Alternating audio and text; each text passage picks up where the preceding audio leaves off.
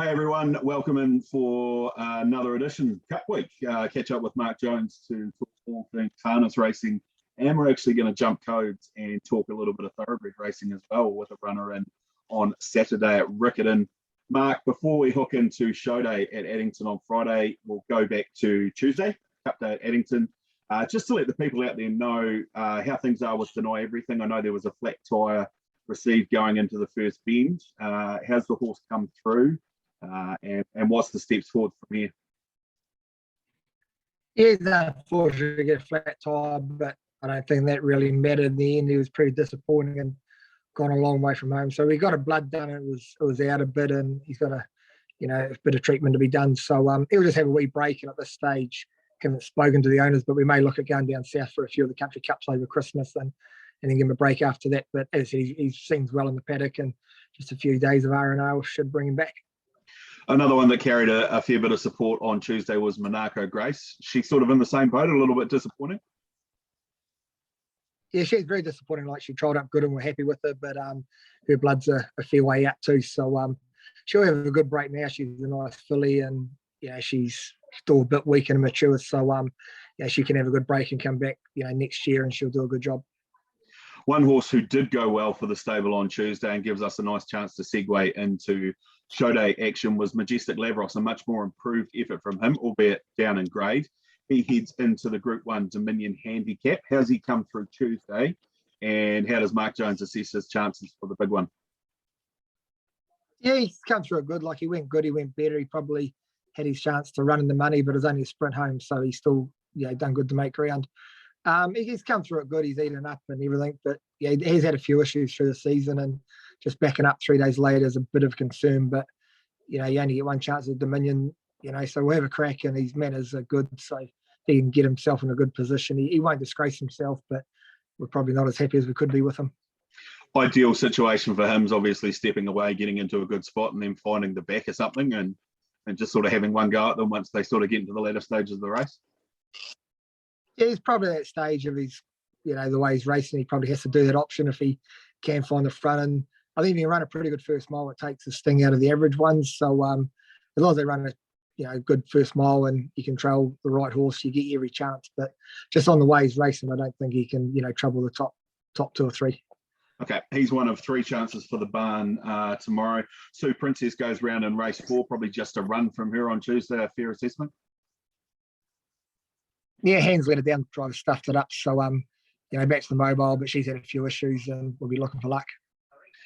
That being said, she's the sort of horse that could pop up at the moment you least expect it. And if they trot it along pretty quickly again tomorrow, she is the sort of horse that could run on at the finish. Yeah, she shows a true ability. Like, she's as fast as a lot of, most of the trotters around, and she just needs the right run, but she's just got to be in the right mood being a female.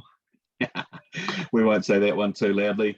Third of the stable's chances on Friday is, of course, Plutonium Lady. She goes round in the Neville Size Stakes Southern Classic. Preferential barrier draws have not been her friend this season, and it continues tomorrow with the outside of the front line. That being said, she was excellent, I thought, at Kaikoura. Her closing sectionals were outstanding. She seemed like she might be on the right trajectory back up. I understand she's been served too. Yeah, she's in foal, always been Mickey, and we had twins and had to get rid of one of them, but she's still in foal, so that's a big bonus. And she's probably not hard done by with the preferential. Just, I'd probably rather draw the back row with her, and when you draw 9, you've got to go back. And the concern in this race is a lot of gate speed early, but there's no real movers in the race, and that's what she needs, get a card into it. And, I'm pretty happy with her, and I think if she had any luck, she'd be very hard to beat, but we're going to be banking on a lot of luck and, just the way the race maps out. I just don't know if there's going to be the mid-race moves. Plans for her going forward, Mark? Obviously, being in foal, she's got a limited time left on the racetrack. Are we likely to see her keep racing throughout the summer months? Yeah, she will. Hopefully she holds a foal, and she's done enough on the track, but she'll probably head down south and take in some of the country cups down there. And the programming, I don't think she's got a race in Canterbury for the next month against Mears, so they have to go to Auckland and take on the best of the best, and it's a long way to go to make numbers up. So she can just battle around the country cups over Christmas, and then have a good retirement and become a mother next season. Excellent. After Friday, we switch codes and we head to Riccarton for 2000 Guineas Day and, of course, New Zealand Galloping Cup Day. You'll be hoping that you can kick off the day in the right fashion. You have Feeling the Power, the 4-year-old gelding by Power, going around in the first. Jason Laking to do the riding. Jason's having a good week. Good run first up, fourth down south, I thought, at Wingatui. How have you come through that run, and what do you assess the chances as on Saturday? Yeah, he went super at Wingatui, fresh up. He just, the draw beat him, he had no luck. And so we got the informed jockey, and Jace does a lot of work for us. So, we got the right man on top. And, you got one of Jamie Richards in there, and Stephen Marsh's one was very unlucky last week. It's probably the horse to beat, but we've finally got a good draw and stepping up to 1400 suits. So it's probably the highlight of the week, heading to the gallops and having a good day out. And it's good to have a run. I'm kind of really enjoying training these gallopers, and it's a good getaway from the standardbreds. How many gallopers are you training, mate?